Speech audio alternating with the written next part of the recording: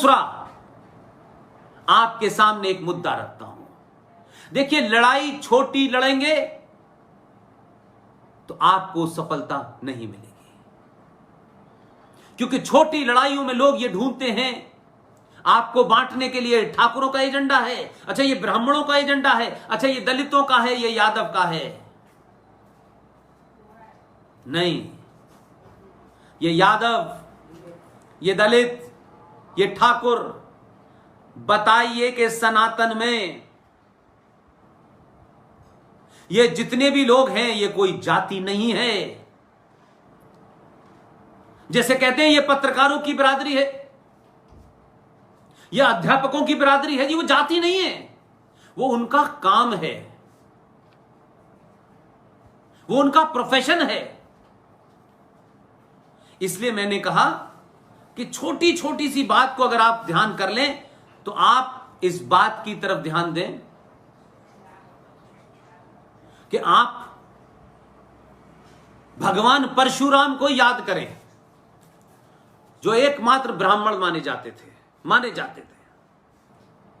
हमने बहुत सारी बातें कही उनके बारे में, लेकिन मैंने वही कहा कि अगर हम थोड़ी देर के लिए कुछ चीजों को सच्चाई में पढ़ लें तब भी आपको लगेगा कि आपके पुरुष आपके सब कुछ कह गए हैं। भगवान परशुराम ने कहा,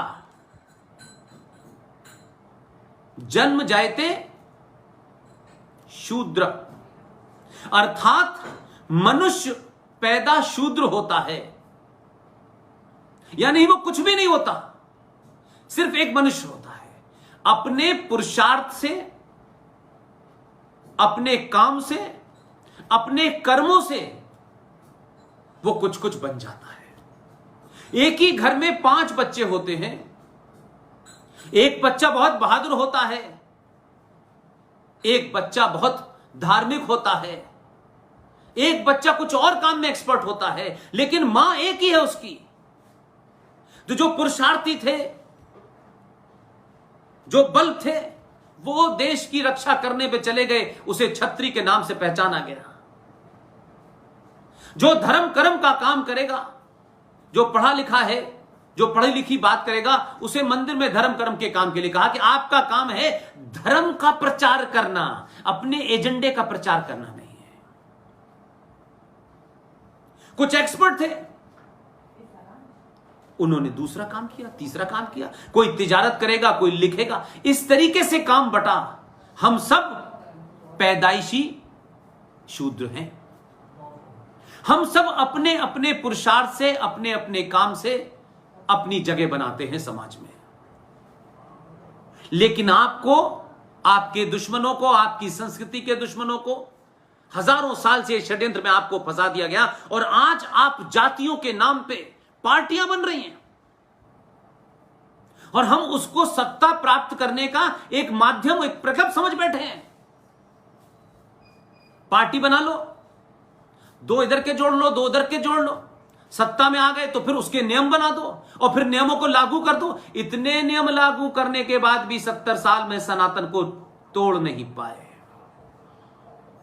बहुत बहकाया, ये माई कॉम्बिनेशन है, उनका माई कॉम्बिनेशन से सत्ता चली, फिर माई कॉम्बिनेशन में वाई हट गया, डी आ गया, तो ये एमडी कॉम्बिनेशन हो गए, दलित के नाम। लेकिन एक फैक्टर वो लगा रहा, वो सेकुलरिज्म की 28 दुकानों में भी शामिल है, वो मुलायम सिंह के साथ भी शामिल है, वो मायावती के साथ भी शामिल है, वो लालू के साथ भी शामिल है, वो नीतीश के साथ भी शामिल है।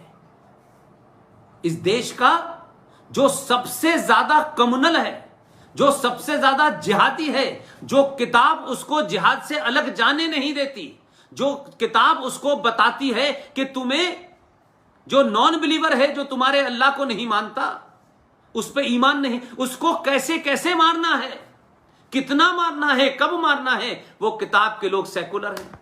पूरी दुनिया में कत्लो गारत कर रखी है, पूरी दुनिया की सभ्यताओं को मिटाने पे तुले हैं, चर्चों को तोड़ करके मस्जिद बना रहे हैं और कहते हैं कि हमसे तो ज्यादा कोई मानवीय नहीं है। ये मक्कारी के मोटे मोटे चादरों के अंदर छुपे हुए जिहादियों को समझिए।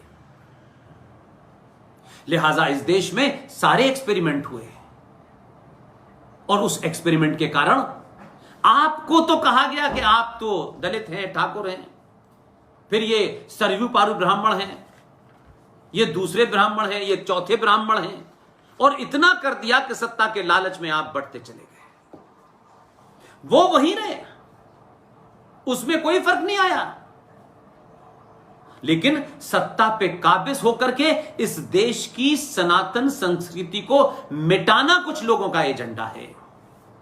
इसलिए उनके आदर्शों को, उनका उपहास करो, उनके देवी देवताओं को गाली दो, उनके देवी देवताओं का मजाक उड़ाओ, और मोहम्मद पे फिल्म बन जाएगी तो रजा अकेडमी कह देगी कि पूरे देश में आग लग जाएगी। तो भारत का संविधान भी बौना नजर आता है, भारत की सरकारें भी बौनी नजर आती हैं, और यकायक टेलीविजन पे अगर कोई बेहतरीन बोलने वाले लोग जब उनको आईना दिखा दें उन जिहादियों का और किताब खोल के बता दें, तो वो ये कहते हैं आप कैसे जानते हैं इस्लाम के बारे में, जैसे इस्लाम पे ठेका इन्हीं का है। वैसे तो ये जाहिल हैं, पढ़े लिखे नहीं है, लेकिन कुरान शरीफ पढ़ लेते हैं। ये लैंग्वेज ये अल्लाह अम्मा के पेट से सीख के आते हैं। कोई फिजिक्स केमिस्ट्री की बात नहीं करेगा, कोई किताबों की पीएचडी नहीं करेगा, लेकिन इस्लाम पे इस देश का जाहिल से जाहिल मुसलमान एक्सपर्ट है। अब लोग पढ़ने लगे हैं, अब लोग बताते हैं कौन सी आयत में क्या लिखा है, कहां तुमने बोला हुआ है, तुम्हारे कितने कुरान हैं बताओ पूरी दुनिया को। देवबंद का कुरान है, पाकिस्तान का कुरान है, ईरान का कुरान है, सऊदी अरब का कुरान है, इराक का कुरान है, कौन सा कुरान है भाई? बहुत तुम तो कहते हो, क्या कहते हैं साहब, फ्रीडम ऑफ एक्सप्रेशन की आजादी है, तो हमने हमारा मजाक उड़ाते हो, लेकिन हमारे संस्कारों में और सरोकारों में किसी झूठ पे नहीं टिके हुए। इसलिए इस देश में महाभारत भी बनी और रामायण भी बनी। अगर द्रौपदी का सीन था तो हमने अपोलोजिस्टिक नहीं हुए, लेकिन भाई मोहम्मद साहब पे तो बनाओ ना सीरियल। तो कहते उन्हें किसी ने नहीं देखा, तो मान लो कि उन्हें किसी ने नहीं देखा, फिर क्या संकट है? फिर तो कोई प्रॉब्लम ही नहीं है। फिर मोहम्मद साहब की शक्ल पे तुम्हें क्यों चिंता है? तुम भी इस देश के जो बेचारे बेवकूफ हिंदू हैं, जो कुछ जानते नहीं है इस्लाम के बारे में, इस्लाम के बारे में वो बेग, वो शफीकुर रहमान, ये जो जाहिल आते हैं छोटे भाई का कुर्ता पजामा और बड़े भाई का कुर्ता पहने हुए, इनको लगता है कि हम हर एक को डरा देंगे। तो प्रॉफिट मोहम्मद साहब की जिंदगी कैसी थी, क्यों शादी की, कब शादी की, उनकी बेटी कौन थी, उनका दामाद कौन था, उसके दामाद का कत्ल किसने किया मस्जिद में, उनकी बेटी फातिमा को किसने मारा? आरएसएस के लोगों ने, विश्व हिंदू परिषद के लोगों ने। ये जो कारवां लूटने की थी, ये कारवां कौन लूटता था बताओ ना, अगर हिम्मत है तो। ये कारवां का लुटेरा कौन था और उसकी सदारत कौन करता था, और क़यादत किसके हाथ में थी? वो ये कौन डाकू था जो कारवां लूटता था? नाम कौन था, क्या था उसका बताओ ना, क्यों शर्माते हो इसमें? हमारे यहां तो ठीक है कि रावण ने क्या किया, सीता को ले गया, उसके बारे में तो बड़े चटखारे ले लेके उसका उपहास करते हो। हमने तो उस पर कोई शिकायत नहीं की, हमने तो सलमान रश्दी की तरह मौत का फतवा जारी नहीं किया, हमने तो तस्लीमा नसरीन जैसी एक इनोसेंट औरत, हमने तो उसको उसकी तरीके से किसी के खिलाफ फतवा नहीं जारी किया भाई। और फतवे का ये जो पाखंड है हमारे यहां नहीं होता, तुम तो फतवे जारी करते हो, कभी किसी कमलेश तिवारी पे फतवा जारी करते हो, कभी किसी के सर पे फतवा जारी करते हो। तो अपने बारे में बताओ ना, ये वॉर ऑफ कैमिल क्या थी? हमको बेवकूफ बनाना चाहते हो। लिहाजा मैंने कहा कि आप सच बोलिए और सच के अलावा कुछ मत बोलिए।